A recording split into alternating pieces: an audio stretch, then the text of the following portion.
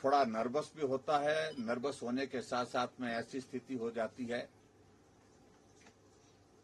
कि वो नॉर्मल परिस्थिति में, सामान्य परिस्थिति में रह नहीं पाता है। और उसी तरह का परिदृश्य आज देखने को मिला। जब वो सत्य नहीं बोल रहे थे, अंतरात्मा उनको कचोट रही थी, और जिसके कारण आपने देखा होगा कि एक बार नहीं अनेकों बार मुख्यमंत्री महोदय जी को पानी पीना पड़ा, अंतरात्मा की आवाज को संतुष्ट करने के लिए, शांत करने के लिए। सबसे बड़ी बात है कि सरकार पर और मुख्यमंत्री पर पूरे प्रदेश का भरोसा टूटा है। और ये एक तरह से मैं कह सकता हूं कि सुक्खू सरकार जी के जो शुरुआती दौर के जो आने के पश्चात जो काम करने के तौर तरीके, जो अपने आप को उन्हें तिलिस्मी एक तरह का नेतृत्व साबित करने की कोशिश की, वो तिलिस्म टूटता जा रहा है और बहुत तेजी से टूटता जा रहा है। तीसरा बजट आमतौर पर ऐसा बजट होता है जिस बजट में आपका 2 साल का आगे का विजन जो है वो संपूर्ण रूप से देखने को मिलता है, और इसके अगले बजट तो चुनाव के नजदीक आने की वजह से बहुत ज्यादा स्ट्रेस में होते हैं, दबाव में होते हैं। मित्रों, मैं समझता हूं कि जो बजट प्रस्तुत किया गया वो कुल 2025-26 का जो बजट प्रस्तुत किया वो 58,514 करोड़ रुपए का कुल बजट प्रस्तुत किया गया। अगर हम पिछले कार्यकाल से अगर हम इसमें देखें, जो हमारी जो इंक्रीज बजट की होती थी वो कितनी होती थी? 2018-19 में जो हमने बजट प्रस्तुत किया था वो 41,440 करोड़ का था, और उसमें जो इंक्रीज थी 5,702 करोड़ रुपीस की, लगभग 16% की इंक्रीज थी जो हमने पहला बजट प्रस्तुत किया। 2019-20 में जो हमने बजट दूसरा बजट अपना प्रस्तुत किया वो बजट जो था 44,388, यानी कि 44,368 करोड़ रुपए का, और जो इंक्रीज उसमें थी वो थी 2,948 करोड़ रुपए की, लगभग 3,000 करोड़ रुपए की, और 7.11, और ये दौर कोविड का था, आपको मालूम है। 2020-21 का बजट हमने प्रस्तुत किया 49,131 करोड़ का, और उसमें जो इंक्रीज थी 4,743 करोड़ की थी, लगभग 10.70% की, 70% की जो है उसमें इंक्रीज थी। 2020-21 का बजट हमने प्रस्तुत किया तो वो बजट था 2021-22 का बजट, जो उसमें 50,192 करोड़ रुपए, और इंक्रीज थी 1,061 करोड़ की, यानी कि 2.61। यानी कि ये जो बहुत कोविड का बहुत बड़ा संकट था उस वक्त का, वो ये दौर था। ये 2022 में जो बजट प्रस्तुत किया हमने तो वो 51,365 करोड़ का, 1,173 करोड़ रुपए की, और ये दोनों बजट जो जिसका मैं जिक्र कर रहा हूँ ये कोविड के दौर के जिक्र थे, बजट थे, और जिसमें बहुत बड़ा इकोनॉमी जो है पूरी दुनिया की तबाह हुई थी, प्रदेश में भी बहुत बड़ा नुकसान हुआ। और 23-24 जो हमारा अंतिम बजट रहा है 53,412 करोड़ का, 2,047 करोड़ की इंक्रीज थी, और लगभग 4% की इंक्रीज थी। हाँ जी, ये 2047। हाँ, और उसके बाद 2024-25 का जो बजट वर्तमान जो मुख्यमंत्री है उन्होंने प्रस्तुत किया था, और उसमें जो इंक्रीज थी वो 5,031 करोड़ की इंक्रीज थी, 58,443 करोड़ का था, और लगभग 9.42 करोड़ की इंक्रीज थी। और अब की बार की बजट की जो है 25-26 का जो बजट प्रस्तुत किया वो 58,514 करोड़ का, और इसमें आज तक के इतिहास की न्यूनतम इंक्रीज है 71 करोड़ ओनली, और 0.12% ये इंक्रीज है बजट की। इस बजट से क्या उम्मीद लगाई जा सकती है? और दूसरी बात, एक बात मैं जरूर कहना चाह रहा हूं कि मुख्यमंत्री जी बजट के मामले में तो आप झूठ ना बोलें कम से कम। और दिलचस्प बात इसमें हम देख रहे थे, कह रहे थे हम पीडब्ल्यूडी की सड़कों पर इतने 100 करोड़ रुपए खर्च करेंगे, इतने 100 यहां खर्च करेंगे, इतने 1000 करोड़ रुपए खर्च करेंगे। हकीकत क्या है? जो भी आंकड़े यहां पर बताए गए डेवलपमेंट के लिए, पीडब्ल्यूडी के, वो पैसा सीआरएफ का पैसा है, केंद्र का पैसा है, वो पैसा नाबार्ड का पैसा है, वो पैसा प्रधानमंत्री ग्राम सड़क योजना का पैसा है, वो पैसा वर्ल्ड बैंक का पैसा है। उनमें से योजनाओं का नाम निकाल कर किस हेड का पैसा आ रहा है, सेंट्रल गवर्नमेंट का आ रहा है, स्टेट गवर्नमेंट का, इसका जिक्र नहीं किया। इसलिए मैं कह रहा हूं क्योंकि वहां पर उनको झूठ बोलना पड़ना था फिर, और झूठ बोलने से परहेज। हम बार बार जब कह रहे हैं कि मुख्यमंत्री झूठ बोलते हैं, सही तरह से आंकड़ों को प्रस्तुत नहीं करते हैं, तो उससे रास्ता निकालने के लिए एक तरीका निकाला कि केंद्र की योजनाओं का जिक्र ना करते हुए यही कहा कि इतनी लंबी सड़कें बनाएंगे, इतना उस पर पैसा खर्च करेंगे। मैं समझता हूं बहुत दुर्भाग्यपूर्ण है। टूरिज्म के सेक्टर में उन्होंने कहा कि हम जो है वो इतना करोड़ रुपए यहां खर्च करेंगे, इतना करोड़ रुपए यहां खर्च करेंगे, और कन्वेंशन सेंटर पर खर्च करने की बातें करी। क्या वो स्टेट गवर्नमेंट का पैसा? इस बात को स्पष्ट करने की आवश्यकता थी। वो पैसा भी एडीबी का जो हमारा 2,500 करोड़ रुपए का प्रोजेक्ट भारतीय जनता पार्टी की सरकार के दौरान जो स्वीकृत हुआ था, उसी प्रोजेक्ट के अंतर्गत वो टूरिज्म के पैसे का वो जिक्र करते हैं, लेकिन स्टेट गवर्नमेंट का पैसे की स्थिति है नहीं। और इसके अलावा, और मैं यहां देख रहा हूं कि हिमाचल प्रदेश में जो मुख्यमंत्री की जो स्कीम्स हैं, जो स्कीम पर मैं बाद में आता हूं, इससे पहले मैं इस पर मैं जरूर जिक्र करना चाहूंगा कि अभी जो देख रहे हैं हम, जो विकास कार्यों पर खर्च करना है, महत्वपूर्ण तो यह है। जो बाकी लाइबिलिटीज जो स्टेट की पेंशन की और इसके अलावा जो हमारी स्टेट की जो कमिटेड लाइबिलिटीज जो सैलरी की है, वो तो एक पैसा वो तो उस तरह से जाएगा।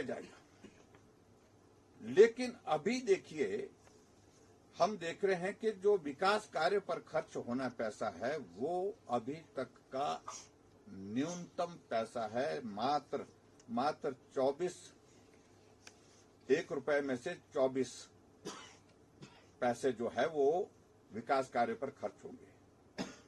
वेराज इट वाज 18-19 में ये 39.56 था, 19-20 में ये 39.56 था, 20-21 में ये 41.22 था, और 21-22 में ये 43, 21-22 में जो हमारी सरकार का कार्यकाल था 44, यानी कि 44 मतलब ₹1 में से 44 पैसे जो है वो विकास कार्य पर खर्च करने थे, और 22-23 में जो है 29 पैसे।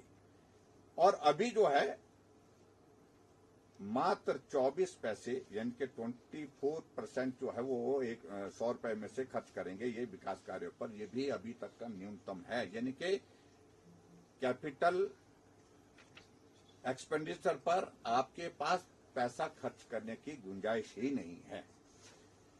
और मैं आगे बढ़कर के मैं देखूं, जो मुख्यमंत्री की जो फ्लैगशिप योजना है, आप सुख शिक्षा योजना के लिए 1.5 करोड़ रुपए, सुख सम्मान निधि के लिए 21.93 करोड़ रुपए, सुखाश्रय के लिए 11.37, और उसके बाद राजीव गांधी स्टार्टअप योजना के लिए 2.91 मतलब 2.91, और कुल बजट जो है वो 37.7 करोड़ रुपए का, और 37.7 करोड़ रुपए का बजट जो है मुख्यमंत्री की जो अपनी फ्लैगशिप योजना है उस पर खर्च करने की बात कर रहे हैं। और मैं इस बात को दावे के साथ कह सकता हूं, जितना पैसा ये इनके लिए बजट में रखे, इससे ज्यादा पैसा अभी तक ये प्रचार प्रसार में उन योजनाओं पर खर्च कर चुके हैं। ये हकीकत है। और आज मुझे मालूम पड़ा कि मुख्यमंत्री जी आज जो है वो ऑल्टो गाड़ी में आए, और मैं समझता हूं ये तीसरा बजट है, ये बजट वाले दिन ही इस ऑल्टो गाड़ी को चलाया जाता है, और बाकी जो है मुख्यमंत्री पूरा काफिले के साथ किस तरह से जाते हैं, किस तरह से दंडनाते हैं। हिमाचल प्रदेश में विधायकों को पायलट और सीपीएस जो रहे उनके ऊपर, उनके लिए पायलट और एस्कॉर्ट लगती थी। उसके बाद अभी तक भी जो चेयरमैन है जो है वो पायलट लगाते हैं, एडवाइजर हैं वो पायलट लगाते हैं, अपने डिस्ट्रिक्ट में जाते हैं, कहीं जाते हैं। और मुख्यमंत्री जी ये जो गिमिक्स की पॉलिटिक्स मुझे लगता है कि छोड़नी चाहिए, व्यवहारिक चीजें सोचनी चाहिए। इस बात को लेकर के मैं बड़ा साफ कह रहा हूं। अच्छा मित्रों, आगे बढ़कर के अगर हम बात करें, और एक्साइज में तो बात कही है हमने, इंक्रीज की बात कही है, और इंक्रीज की बात कही है तो उसमें कहा कि बड़ी भारी हमने इंक्रीज की है। उसमें मैं उसमें ज्यादा नहीं कहना चाह रहा हूं, मैं सिर्फ इतना ही कहना चाह रहा हूं।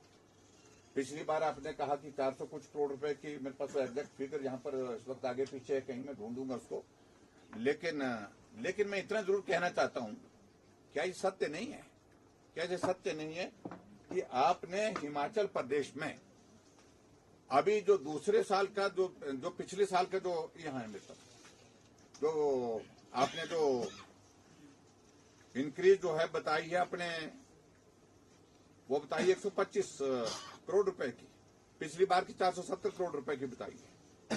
पर ऐसी सूरत में ये इंक्रीज अगर पिछली कंपैरिजन में आप देखेंगे तो ये 4.64 बताते हैं। अगर 31 मार्च तक भी अगर इसको हम मान के चलें तो कितने पड़ेगी? ये ज्यादा से ज्यादा 150 करोड़ होगी, इससे ज्यादा तो नहीं होने वाली। ये इतना बड़ा शार्प डाउनफॉल जो हुआ है, इसकी वजह क्या है ये भी हम जानना चाहते हैं। इस बात को लेकर के भी मुख्यमंत्री जी हमको जरा स्पष्ट करें। और इसके अलावा आप बहुत सारी बातें कहने की कोशिश कर रहे थे बजट के माध्यम से, मैं बड़ा स्पष्ट करना चाहता हूं। जब हिमाचल प्रदेश में ऐसी स्थिति है, जब आपके पास वृद्धा पेंशन, हैंडीकैप पेंशन, विधवा पेंशन के लिए जो है वो पैसा डालने के लिए नहीं है, और उसके बाद आप कह रहे हैं कि हम इतनी सारी इन योजनाओं को चलाने की जो आज बातें कही है, ये सारी की सारी जो है वो कहानियां जो है बिल्कुल सत्य पर आधारित नहीं है। और मैं इस बात को मैं दावे के साथ कह सकता हूं, आज अगर हम मुख्यमंत्री जी को पूछें कि क्या हुआ आपकी ग्रीन एनर्जी का जो आपका जो स्टेट का जो एक लक्ष्य था, उस पर क्या प्रगति हुई? पहले बजट की पहली कमिटमेंट है, और अभी तक जमीनी हकीकत यह है कि जमीन पर कार्य जो है अभी तक उस पर शून्य है। ट्रांसपोर्ट डिपार्टमेंट में ई व्हीकल्स का आपने जिक्र किया था, अरे बहुत सारे प्रदेश हमसे बाद में शुरू किए थे, हमसे बहुत आगे चले गए, लेकिन अभी तक भी वो उसकी शुरुआत आपकी हो नहीं पाई। आप कह रहे थे चार्जिंग स्टेशन हम बनाएंगे, तो चार्जिंग स्टेशन कितने खोले, इन बातों को लेकर के स्पष्ट करें। और बच्चों को जो देश भ्रमण की जो बात कह रहे हैं कि हमने देश में भ्रमण के लिए उनको बच्चों को घुमाया, और आपकी जानकारी के लिए मुझे वो स्कीम का जिक्र नहीं आ रहा है, लेकिन वो केंद्र सरकार का कौन सी, हाँ जी, स्टार, हाँ, उस प्रोजेक्ट के अंतर्गत जो पैसा केंद्र सरकार से मिलता है, यानी कि केंद्र सरकार का पैसा जो है, उस पैसे पर जो है आपने ये किया। आपने प्राकृतिक खेती का जिक्र किया। प्राकृतिक खेती में जो हमारे जितने भी जो चले हुए थे, जो प्रोजेक्ट चले थे, उसमें बहुत ज्यादा डिक्रीज हुआ है। आपने उसमें काम करना ही छोड़ दिया है, और प्राकृतिक खेती में जो काम करने वाले किसान जो है, उनका नंबर बहुत तेजी से कम हुआ है। और हिमाचल प्रदेश में जो वर्कशॉप लगाते थे, उस पर लगाते थे, वो सारी की सारी जो है वो उसको भी आपने बंद कर दिया है। और उसके बावजूद भी आप कह रहे हैं कि अब की बार हम उस पर सब्सिडी देंगे, हम बहुत सारी चीजों का ये करेंगे। मैं समझता हूं कि वो भी सत्य नहीं है, वो भी झूठ बातें हैं। हेल्थ सेक्टर में आपने कहा कि भाई बहुत आगे बढ़ेंगे, बहुत तेजी से बढ़ेंगे। आपने पहले बजट में कहा था कि रोबोटिक सर्जरी की शुरुआत करेंगे। आपके एक बजट नहीं, 2 बजट नहीं, 3 बजट गुजर चुके हैं।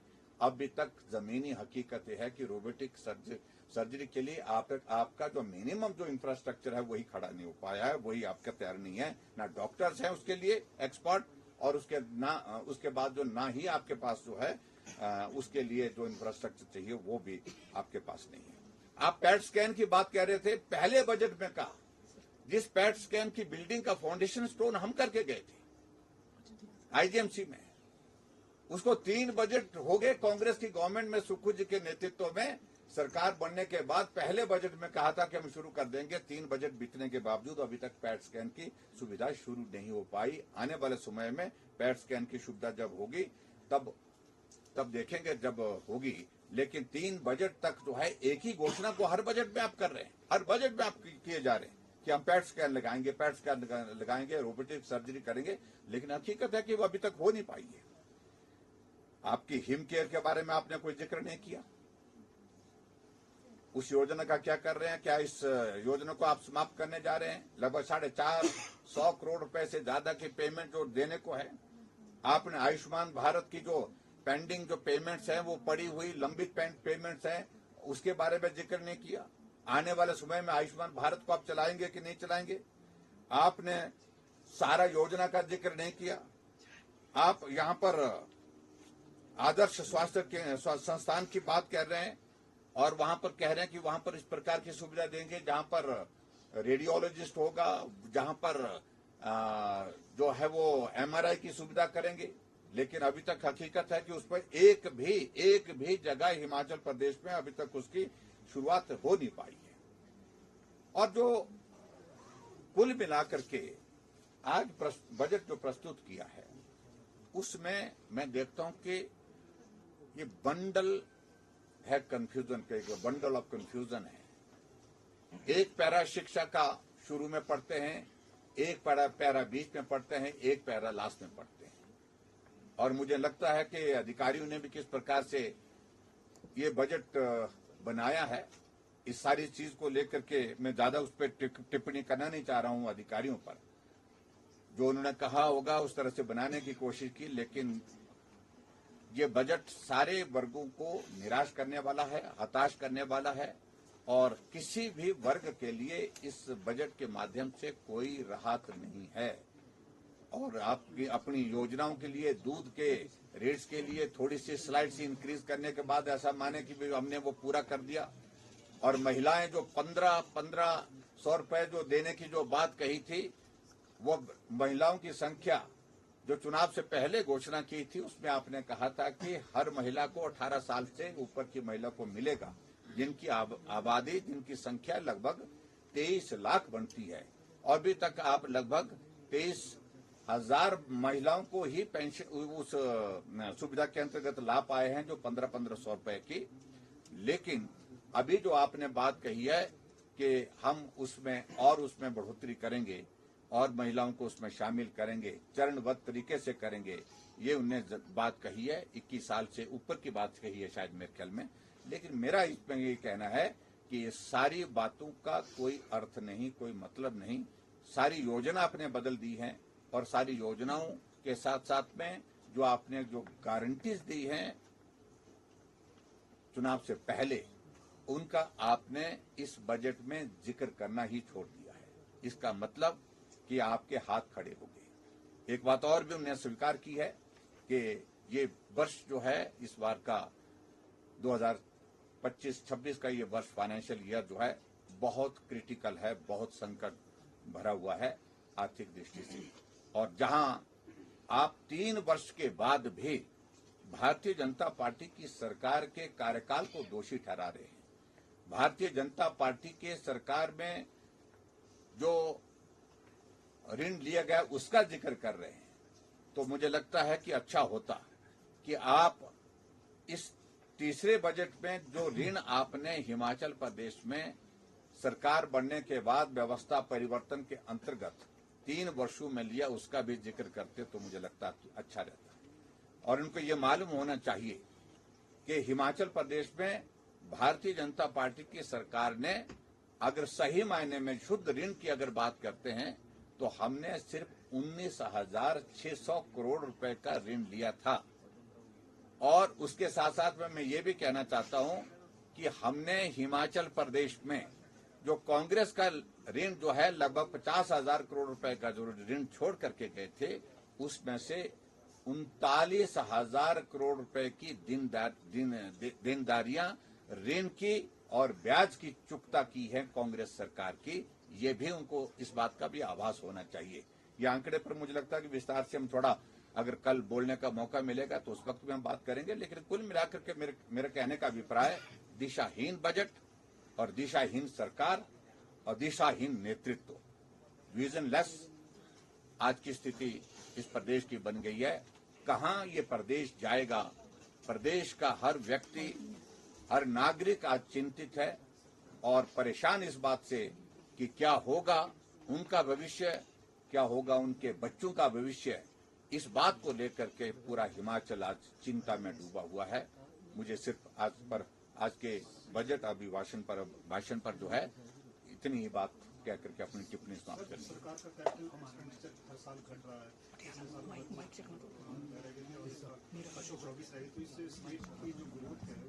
देखिए, आप तो सारे काम रुके पड़े हैं पूरे हिमाचल प्रदेश में। पहले 3 साल से देख रहे काम तो रुके पड़े हैं, लेकिन अब तो आने वाले समय में और भी काम रुके रहेंगे। मतलब काम होने के विकास कार्य तो आप भूल जाइए।